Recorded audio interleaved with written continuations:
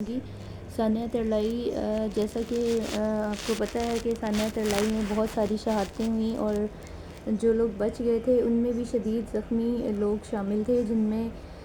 سے 3 لوگوں کی تو کل ڈیتھ ہوئی ہے، جس میں ایک معصوم سا بچہ بھی تھا، علی اصغر کے علاوہ ایک اور بچہ جو شدید زخمی ہوا تھا۔ کل وہ بھی اپنے خالق حقیقی سے جا ملا ہے اور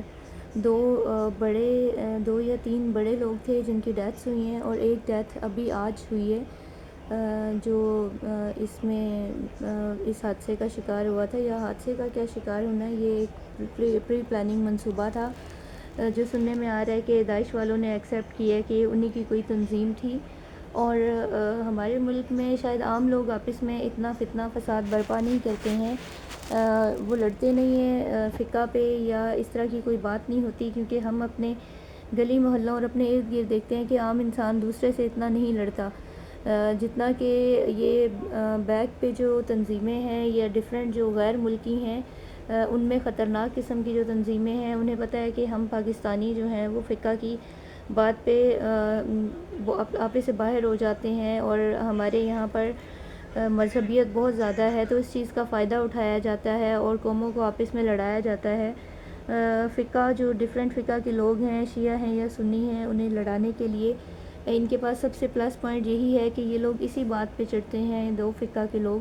تو کیوں نہ ان کے بیچ میں پھوٹ ڈلوانے کے لیے یا شیعوں کو سنیوں کے خلاف کرنے کے لیے یا سنیوں کو شیعوں کے خلاف کرنے کے لیے کوئی پراپر منصوبہ بندی کی جائے، اور اس منصوبہ بندی کے تحت دہشت گرد وجود میں آتے ہیں جو کہ ہمیں لڑانے کے لیے یا ہمارے اندر شر پیدا کرنے کے لیے یہ کام کرتے ہیں، دہشت گردی والا، دھماکوں والا، خود کا شملوں والا۔ تو ان سے یہ کیا سمجھتے ہیں کہ یہ دبا لیں گے کسی ایک فقہ کو، کسی ایک فرقہ کو یہ دبا لیں گے یا اس کا نظریہ چینج کر دیں گے، تو ایسا نہیں ہے۔ قیامت تک بہت سے فرقے چلتے رہیں گے، جو اپنے نظریے پہ چل رہا ہے وہ اسی پہ قائم رہے گا۔ اس طرح کی بزدلانہ حرکتوں سے کوئی حسینیت کو چھوڑ نہیں سکتا، کیونکہ حسینیت میں وہ لوگ شامل ہیں جن کا ایمان بہت مضبوط ہے اور وہ کبھی بھی اپنے ایمان سے پیچھے ہٹنے والے لوگ نہیں ہیں۔ نعرہ حیدری اکثر لگایا جاتا ہے، فوج کے لوگ جب جنگ کرتے ہیں تو نعرہ رسالت اور اللہ اکبر کے نعرے کے علاوہ جو ہے وہ نعرہ حیدری لگایا جاتا ہے۔ تو نعرہ حیدری شجاعت کی ایک بہت بہترین یعنی آپ اس کو کیا کہہ سکتے ہیں، ایک جوش و جذبہ پیدا کرنے والا ایک حسینیت کا سلوگن ہے، جس کو ہم استعمال کرتے ہوئے کسی بھی جہاد پہ نکلتے ہیں، کسی بھی لڑائی میں جاتے ہیں تو نعرہ حیدری ضرور لگایا جاتا ہے۔ حیدر شیر کے معنوں میں آتا ہے، حیدر کا مطلب ہے شیر، اور یہ شیر جو ہیں یہ حسینی قوم میں ہی پیدا ہوتے ہیں، حسینیت میں ہی آپ کو نظر آئے گی بہادری بھی، اور وہ بزدل نہیں ہے جو میدان چھوڑ کے بھاگے ہوں۔ میدان چھوڑ کے بھاگنے والوں میں سے حسینی نہیں ہو سکتے، جو میدان چھوڑ جائے وہ یزید کہلاتا ہے، اور جو میدان میں شہادت کو سب سے پہلے اولویت فوقیت دیتا ہے وہ حسینی ہوتا ہے، اور یہ سب حسینی ہی تھے جو